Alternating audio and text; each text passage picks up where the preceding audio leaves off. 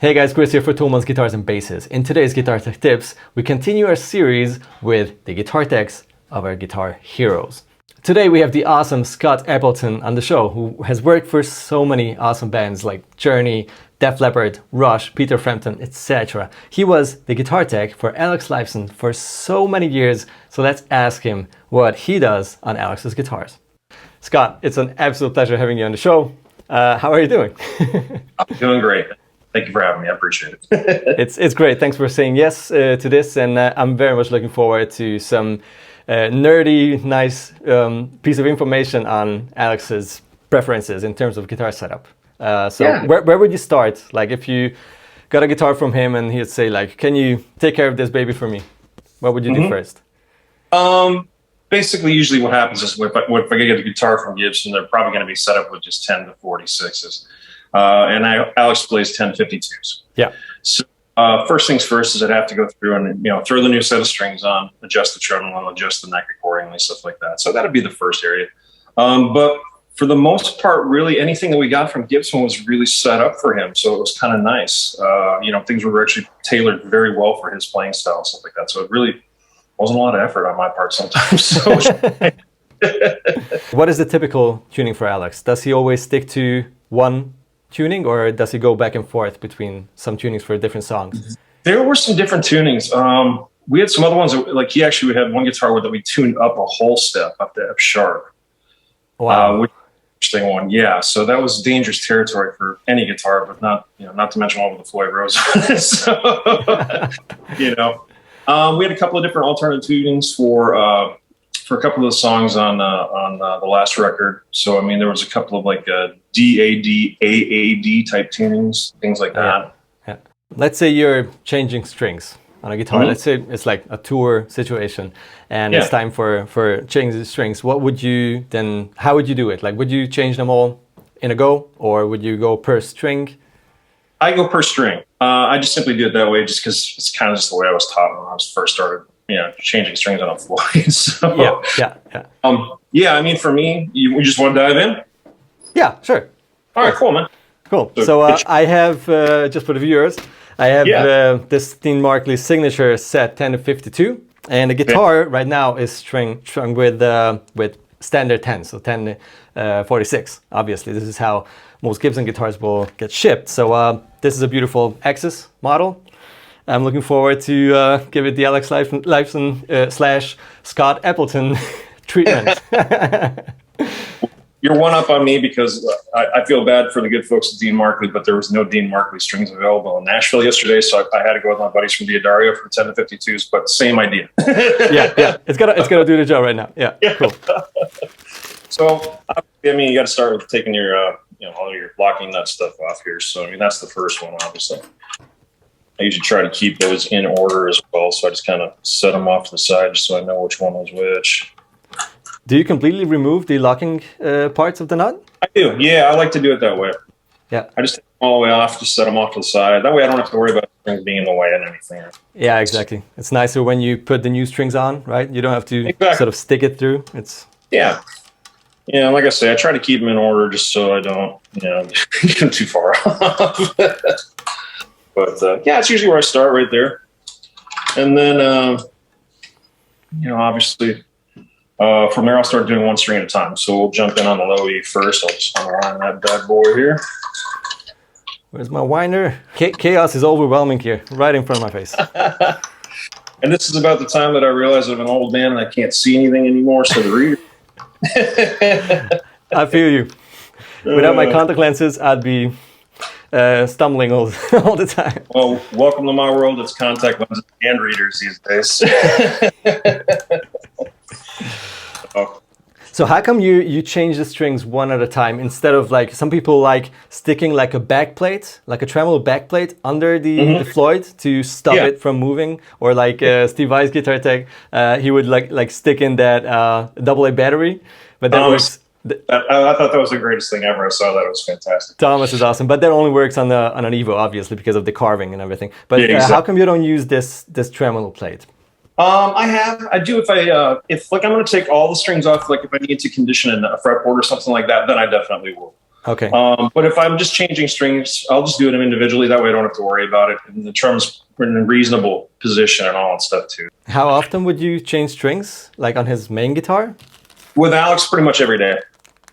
He had one guitar that he had one, let's call it a black one of the Lifeson models that he loved using. And I mean, he would use that for 3/4 of the show. So, I mean, it definitely needed it by the time we were done. Yeah. Clearly. And you don't want to have like broken strings on stage with a Floyd. Exactly. So obviously you got to cut the ball end off, or I do. I cut the ball end off on the plane, and then just kind of get a good inserted down into the bottom of the saddle back here. And I tend to be one who likes a pretty vigorous clamping down of the string on here, make sure that it doesn't kind of come loose. You know, I don't over wrench it. I mean, obviously because you can break your little inserts if you do. But I do like to make them very slow, just simply because I don't want them to come out as well. So Yeah. you know, having worked with some guitar players who like to hang the guitar from the whammy bar. Yeah, exactly. You know, exactly. It's nice to know that there's a solid foundation right there. Exactly. Yeah. So who was it who was doing the ball ends through the end? Was that Thomas? Was that him doing that? Yeah, Thomas. Yeah. Yeah, that was interesting. I was like, okay, that's cool. I've had guys, but there's nothing wrong with it. I find there's nothing wrong with it, absolutely. But the thing is, if you're going to do it once, you better keep doing it because you can actually create some burrs inside those tuners. That's true, actually. Yeah. Sometimes it's like I've had guitar players do that when they were just being lazy at home on an off break and come back and go, oh crap, now I need a whole new set of tuners for a guitar. You know? Now for me, usually when I do these, I kind of know it just by rule of hand, just simply because it's the width of my hand. But I just kind of give myself about a little hand width just of extra string when I put it through. Okay, so I noticed you didn't cut off the string right away. I did not. Yeah, I did not. So you just pull it through? Yeah, run through, and I'll give it maybe just, you know, the width of about 3 fingers to 4 fingers in there. All right, just around the pickups, right?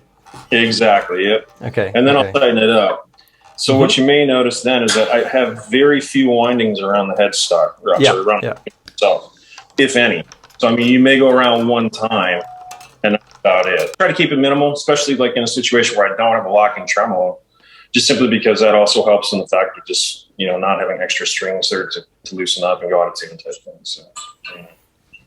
But then when I'm done with that, that's when I clip it off. Give it a good clip. Yeah, now I'm looking at my buddy's guitar here, and Steve has got a prodigious amount of windings around some of these. Steve, we'll talk later.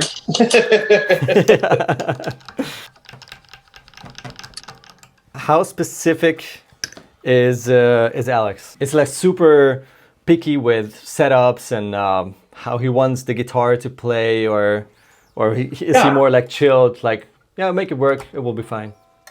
No, actually, he was fairly specific. So, I mean, he's a fairly heavy-handed player as far as his right hand goes. You know, he can be a little aggressive that way. So I typically set up so that the low E is a little higher off the fretboard than some others at the 12th fret. You know. Okay. Obviously, we try to keep the neck as straight as it possibly can, but I do kind of tilt that tremolo a little bit on it just to kind of keep the low E a little bit off, just to prevent any buzzing or anything like that. Okay. So. You know, it's just kind of his style. So you just have to work within those parameters of how. Yeah, he's actually an aggressive player.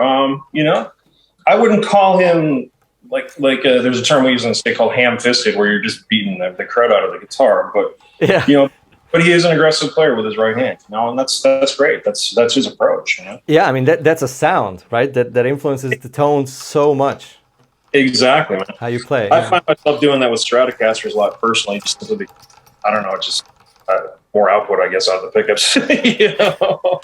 But that's the way it works for me, you know. So that's my style. Do you tune the strings you just changed already, like around? Yep.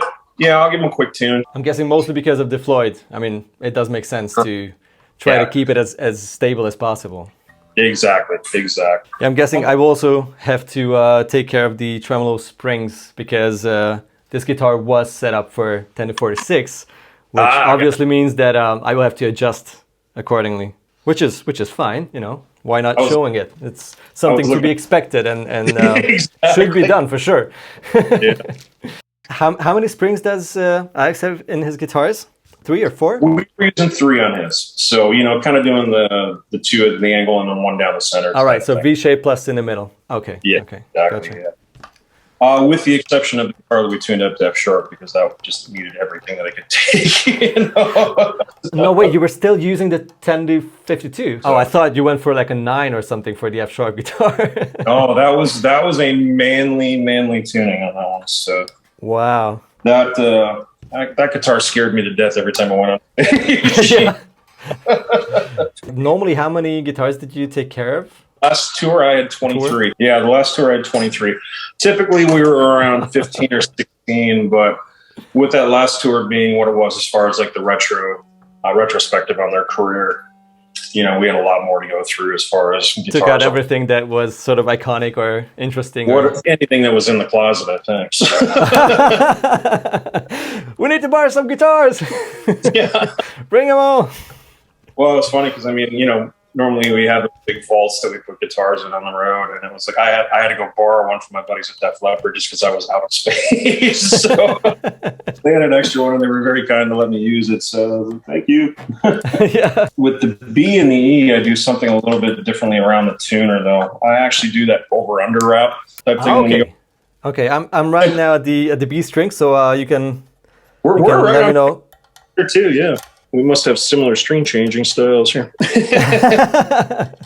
I'm just trying to keep up. Up. You're doing awesome. So you would like over wrap the first. I let the extra go underneath the string first. Okay. So and then I wind it underneath. Uh-huh. Then what happens is when it comes around the next time, I actually let it go over the top. So when the string is coming to the tuner itself, first one you go under.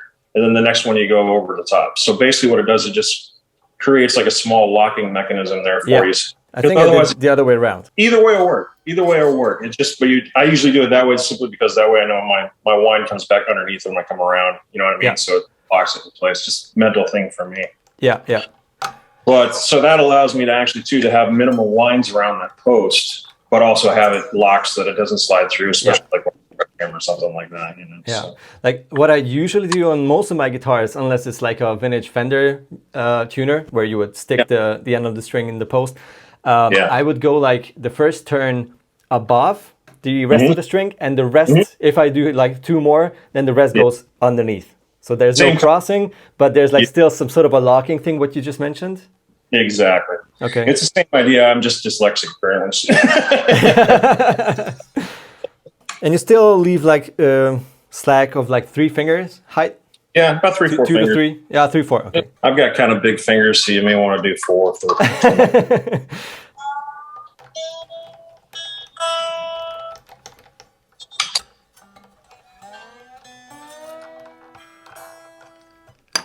Okay, so I guess that's to be expected.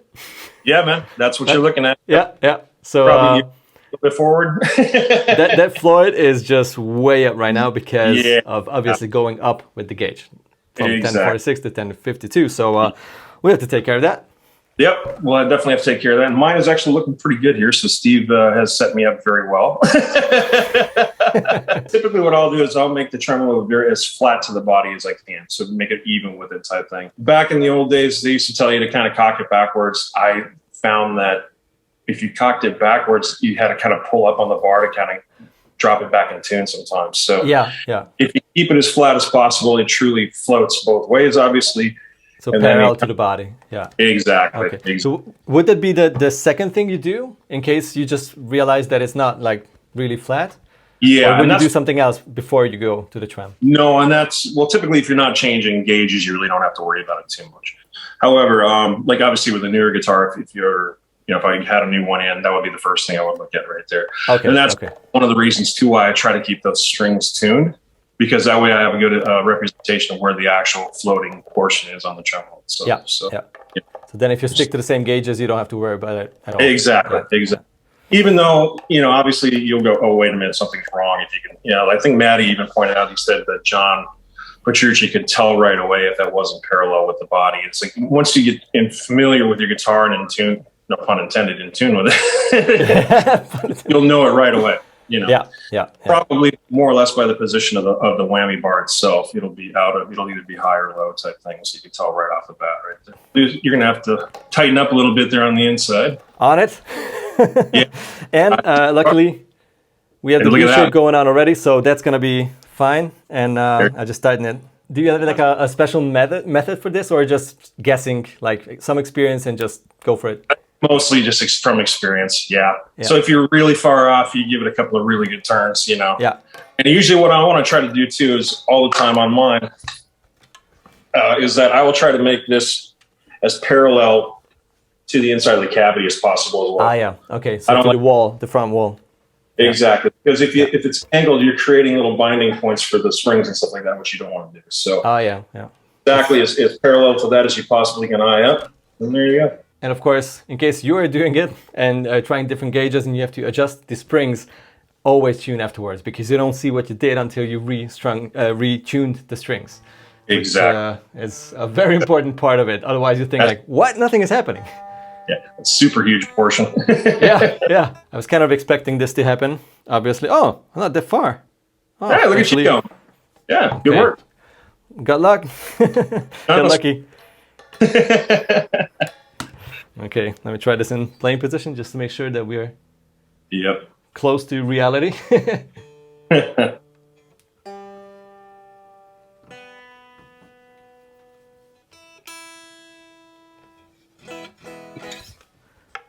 Okay, I can live with that. Would you be satisfied with something like that? Yeah, looks good, man. Nice job. Looks pretty good. Yeah, nice work. Yeah, got lucky, I was told. Every now and then we get a lucky one. It happens to me all the time. So. What can I say? I'm a lucky guy.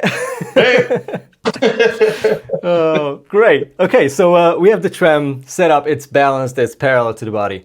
Cool. Would you go for the neck next, or actually, what I would do is I would start stretching strings next. What I would typically do. So I usually start. This is a weird thing for me. It's just a personal thing. I start with the high E just to get the sharp strings out of my way first. You know what I mean? Okay. They're going to hurt off my back right away. So typically, what I'll do is I'll kind of just give it like a good stretch like this all the way up and down the entire. I like that a lot. Yeah, oh, that's great. So you sort of grab the strings with all the other strings and then stretch it with the thumb. Exactly. So basically what's happening is you're using your fingers and your thumbs as like fulcrum points. So basically you're just stretching it like that. So that hurts way less. Yeah.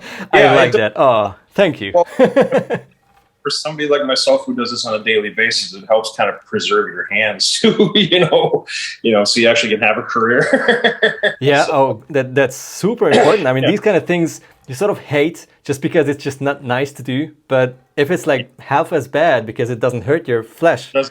Exactly. That's and great. Plus, you get some good marks on your thumbs, as you can see, and things like that. But that happens, hazards of the job. So then what I'll do is I'll actually give it a good stretch and then bring it back up to pitch. Okay. And then what I'll do is I'll just stretch it again. Especially on the high E strings, I will do it until it stays in pitch. So I will just keep stretching it until it actually will stay right there, Now, if I do have like a really long day of stretching strings or something like that, there's another technique that I may use as well, where I may just grab onto it with my three middle fingers and then just simulate like a stretch, like you would with your playing. And I'll do that up and down too. Yeah. So like hands are getting tired if you're doing a lot of stretches or a lot of string changes during a day or something like that. I'll give it that motion. The process, yeah. What I would normally do is like push the string down with the thumb and just grab it from underneath with like the right hand, whatever, 2 to 3 fingers, and just go up and down. It's just 6 one, half dozen the other. Yeah, it's just 2 ways to go about doing the same thing. So yeah. Just preference, So, but yeah. Anyway, I'll give these a good stretch right up until they stay in pitch. I gotta say these strings are very stable. I mean, I do one round, one stretching, and then just maybe a few cents off. It's and that's about it. Yeah. Now with the Floyd, I tend to be a little bit more vigorous as far as my stretching goes. Obviously they're going to stretch a lot with the bar itself. So my goal is to have them not stretch on the player, obviously. Yeah. So like especially when I'm working with a guy, you did the interview with my buddy John Zacco, who took over for me with Phil Collin after I left the Def Leppard. And as you know, Phil uses very heavy strings. He uses 1354s. So, I mean, yes, yeah. High E string was a challenge some days, but then also making sure that you got that low E string stretched out enough as well, too. It's simply because you can think you have it, and then you have to go back and re-stretch it again. Yeah, it's not easy on the fingers, but yeah. Yeah. Phil does a great job on making them sound awesome, so, Yeah, it works for Phil really well, man. I mean, he's such a strong-handed player. Yeah. I know when I was working with him, it was like we would have gone to 14s if we could have physically intonated the bridge, but we would have had to move the bridge back probably about a quarter inch in order to do it, just simply because the G string and the E, the low E. Do you have like horror stories with Rush on tour? I had a rig go down on me one time. That was not fun. So it was like the third to last song we were in Boston, and the whole freaking rig went down on me. And it was like there was something happened. I still don't know what happened to this day, but it was it helped me get Alex a new rig the next year, so it was all good. Oh, God. Was it like the power or just no sound all of a sudden? Nothing. It all went away on me. It just all went away. And the gear we had been using for that particular rig had been used for a while. And, I just had to go through and start replacing things one by one. So, and we got it sorted. After that, we never had any issues whatsoever. So it was great. So, but yeah, that's the guitar player's worst day, or the guitar tech's worst day right there. Yeah. And you guys were using actual amps, right? Like no digital simulations and stuff? We had, at that point we had the full refrigerator rack of TC Electronics 1210s and, a couple of the G-Forces. We had like 4 G-Force units and stuff like that. So after that, we switched over. We still use real amps, but we're using the Axe FX 2. Ah, great. Okay. Exxon, everything. So it really kind of simplified everything, and Alex was just super happy with the spaciousness of how everything sounded and everything too. Yeah. So, all right, well, I think I got a fairly decent stretch going here. So, yeah, man. Okay, cool. I'm gonna actually put my locking nuts back on. This is where I would actually, if I had a new guitar, this is where I would be checking the neck. So before I would be turning my locking nuts, I would be taking a look at the neck and just giving it a good eye, see how it looks. My buddy Steve is also a guitar tech too, so of course this thing is set up to perfection right now. So, if you ever have a situation where like all of a sudden your strings, your locking system is not staying in tune, the first culprit I usually look for is the nut, and you want to make sure that nut is tight. So if you're looking at the nut and you pull a bar down and all of a sudden you see a little gap develop between the edge of the nut and the fretboard, that's a classic one right there. So, tighten that sucker up, make sure it's good and tight. Don't over tighten it. Obviously, you don't want to strip it, but that's usually the first culprit that I look for right there. In case anyone of you guys is wondering, Scott means the 2 screws that locks the base plate of the nut to the actual neck of the guitar. Correct. Yeah, right? Because that's what makes sure that the nut is tight and it's where it should be and it doesn't move around. So there are 2 screws under the locking little nuts. Let's talk about neck relief, truss rods and such. Yeah. Mm-hmm. How would you set it up? Typically, like I say, I'll try to keep it as straight as possible, and then adjust with the height of the bridge, with the height of the actual tremolo from there. So, and like we were talking earlier, I'll usually give it a little bit of an angle down to keep the low E string a little higher because of Alex being a bit of a stronger right hand on it. So it may be, like almost another width of another E string underneath that E at the low E at the 12th fret. Oh, okay. So, that's the way I kind of think of it, If I'm looking at my little gauge right there, maybe like 2/100ths of an inch or something like that. Okay. So that's usually where I go. And then the high E, because he's not real hard on those, I usually kind of keep as close to it as I possibly can without buzzing anywhere. Okay. Yeah. And for the E, you go as low as possible, I guess. Yeah, I can go as low as possible without it actually buzzing anywhere. Yeah. Oh, that's good. Cool. That's pretty good, yeah. Typically like to, if I had to do it, I would actually use like some lemon oil or something like that on the fretboard as well too, if the neck is dry or something like that. So lemon oil, and then I usually like to use the Gorgamite stuff for the frets too. So I'm out of it at the house here today, so unfortunately I don't have any of that with me right now. But typically that's where I would go. I also just simply because sometimes they can move a little bit with an aggressive player, I usually like to check my pickup height as well. Like what would be like a typical pickup height for Alex? Typical, probably a little bit taller than what we just had the E string. So, you know, probably about 300s. Okay. Just to kind of to keep it as close to the strings as possible, but without him, if he hits the string some way that it wouldn't actually make a connection with the actual pickup itself. That you know? cling, cling, cling. Exactly. Yeah. Alex does use like sort of PAF Gibson pickups, I guess, right? Yeah. It was a special wine that they did. I don't know exactly what the difference on it was. I never got a straight answer out of anybody on that. So, and usually what I'll do is I'll tune outside to in. So I'll tune my high E, low E, B, A. Oh, okay. Does it make the process with the Floyd faster, or I like any it. other reason? I like it. Okay. It's just like I said, it was probably something that was taught to me over the years that I picked up somewhere. I don't know where exactly.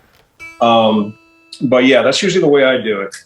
And what'll happen is that typically I will overcompensate. So if a note is sharp, like if I find a note is really sharp, I will tune below, like a high E is but sharp, I'll actually tune below it. Because what's going to happen is your tremolo being a floating entity, you want to try to compensate for that a little bit. So like right now, my low E is like way over. So I'm actually going to tune it way under. Okay.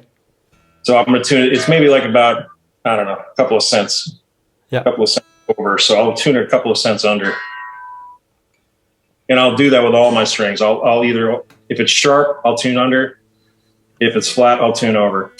Until I get to the low G, or to the G, excuse me. Yeah.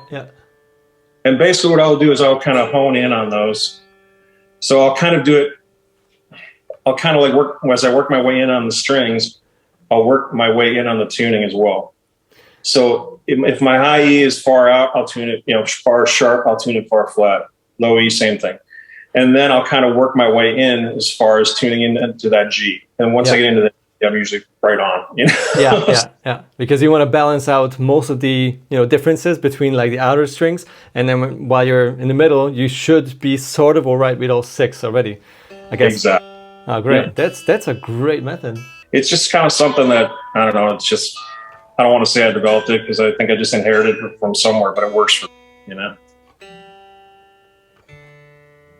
Once I've got that in tune, then I'll lock it down. Well, actually, what I would normally do before I lock it down is I would actually check to make sure that my fine tuners are all like not wonky as far as, in and out things. So if you've got some wild fluctuations, you can kind of see where you need to adjust accordingly. So, but then I'll lock it down and then retune again. But here's what I'll also do too. I will usually take my strings in. I will kind of stretch them before I tune them. And I'll also kind of put them into play a little bit. I'll just usually give a good, so I can see what's happening there. Yeah. So one thing I got in the habit of was tuning my final tunings with harmonics at the 12th fret. Okay. Because that way, as long as you know that if your guitar is intonated properly, you're always going to be right there at the same time too. So what I'll usually do is, like I say, I'll usually around the 13th fret, I'll just give them a wild, weird stretch like that type thing, Yeah. Put the strings into the play a little bit and then tune them at the harmonic right there. Because that way also too, if I hear that a player is going sharp or flat, I know it's not me. Yeah, exactly. Yeah. That's about it. Then obviously polish it up and hand it over to the guy and let him rock, Let him rock. Great. And is there anything special? I mean, Alex's signature guitars were really packed with features and all the piezo and the coil split and everything. Is there anything specific about them that people would not know already? Yes, there are some things. There's actually one bit of caution that I would give to anybody, and this is nothing against Graphtec with the Ghost bridge system on it, but it's a design thing just to be aware of, because I messed it up once. On their saddles, and it's going to be a little hard to explain here, but on their saddles, there is a very thin wall between where the block is and where the string is, where it actually wedges the string in. And if you over tighten the set screw into that block, you will push through that wall. Oh. And then what happened is you will not have the ability for your saddle to float anymore. So it locks that saddle in place. And okay, therein lies the problem. So, yeah, that is a problem. Yeah. Well, then you also lose the ability to use your fine tuners. Yeah. Because what these do is these actually, you know, just obviously tighten or loosen the string based upon that pivot point. So if you lose that pivot point, you also lose the ability to do any fine tuning, lock the nuts. So I did that. It was just something that I learned by mistake and learned the hard way. But finding these spare parts, like on the road, I guess that's a nightmare. Yeah. Yeah. So, I mean, I replaced a few saddles in my first couple of weeks with those guitars, but then after that, I just had to be a little bit more careful with it. Yeah. So the key is not to over tighten the screw. Correct. Which blocks the string. Yeah. Yes. Okay. Yeah. No Van Halen style tightening on those. So yeah. You know, it was funny too, because Alex we didn't really pay close attention when we got the first prototype models in. And neither one of us for about 6 months noticed that there was actually push-pull pots on so we could tap the coils. He forgot that he asked about it. And so we both kind of, one day I was cleaning and all of a sudden I went, whoa. Wait a second. Did you know you had push-pull pots? I do? And I'm like, yeah, look. You know, so, I love that story. Split it in the design or something, but it was great. He actually, I don't think he ever actually used them at all, but it was still kind of cool. So. Yeah, I mean it's very useful. You know, you don't always use it because a good Les Paul, we have such a clear, defined tone. Even in like series mode, you don't really always need it. But if you have it and it just fits a certain song or a certain tone, it's just great. To have it as an option. Yeah. I love having the ability to split the neck pickup. It kind of gets a little bit more of a Stratty type vibe that way, So it just makes it a little bit that much more useful, Yeah, and he would only use the piezo on stage, I guess. Well, no, actually, Alex had some interesting things. He would blend that piezo with the electric stuff a lot. So he would actually kind of use that as a little bit of a third man on stage type thing. You know what I mean? Okay. So it was there a lot more than people expected. I think it was just a nice little additional texture in there that he loved a lot. I mean, and I get it. I understood that a lot. So I mean, it was very. It was funny though, because I mean, we had been using regular acoustics on stage, and I did a tone match of an acoustic for him on his piezo, and our front of house guy Brad was like, "What is that?" That's Alex's Les Paul. He's like, "Are you kidding me?" And he came running. No, So we actually wound up just using the tone match from the Axe FX 2. Yeah. From almost all of that Clockwork Angels tour. Wow, impressive. Right. I was so happy with the way it turned out. It was really cool. So yeah. Did a little tone match of the Black Crowes. Still, She Talks to Angels a little bit. Worked great. If you want to hear that one with Alex, there's a song called Garden that's on YouTube, and check it out. That's the piezo pickup coming off his electric for all the acoustic parts on there. So pretty cool. So cool. Clear recommendation, everyone.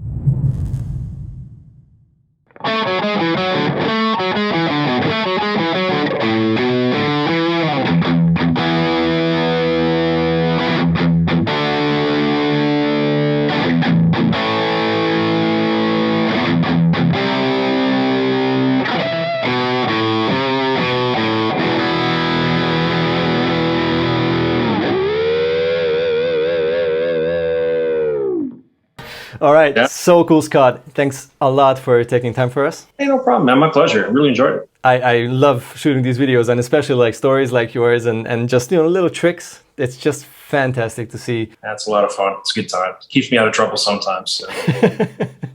Fantastic. Scott, have a beautiful weekend. Thanks, buddy. And Thanks a lot. And you guys take it easy. Thanks you very much for watching. Let us know in the comment section in case there's anything we forgot to mention. We could maybe just help you out with that info too. And also let us know who you want to see next in this series. You guys take it easy. See you down there in the comment section. See you next week in another video. Bye-bye. Scott, awesome. Nice work, man. I love it. Oh, it was such joy. I just couldn't stop smiling.